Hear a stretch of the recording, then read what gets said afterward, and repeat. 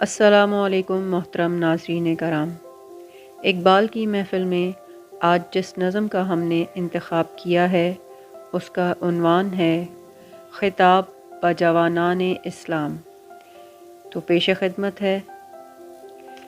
کبھی اے نوجوان مسلم تدبر بھی کیا تو نے، وہ کیا گردوں تھا تو جس کا ہے ایک ٹوٹا ہوا تارا۔ تجھے اس قوم نے پالا ہے آغوش محبت میں، کچل ڈالا تھا جس نے پاؤں میں تاج سرے دارا۔ تمدن آفریں خلا کے آئینے جہانداری، وہ صحرائے عرب یعنی شتربانوں کا گہوارہ۔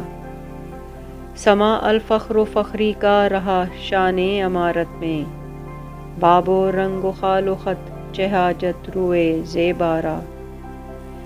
گدائی میں بھی وہ اللہ والے تھے غیور اتنے، کہ منعم کو گدا کے ڈر سے بخشش کا نہ تھا یارا۔ غرض میں کیا کہوں تجھ سے کہ وہ صحرا نشیں کیا تھے، جہاں گیرو جہاں دارو جہاں بانو جہاں آرا۔ اگر چاہوں تو نقشہ کھینچ کر الفاظ میں رکھ دوں، مگر تیرے تخیل سے فزوں تر ہے وہ نظارہ۔ تجھے آبا سے اپنے کوئی نسبت ہو نہیں سکتی، کہ تو گفتار وہ کردار تو ثابت وہ سیارہ۔ گوا دی ہم نے جو اسلاف سے میراث پائی تھی، ثریا سے زمیں پر آسمان نے ہم کو دے مارا۔ حکومت کا تو کیا رونا کہ وہ ایک عارضی شے تھی، نہیں دنیا کے آئین مسلم سے کوئی چارہ۔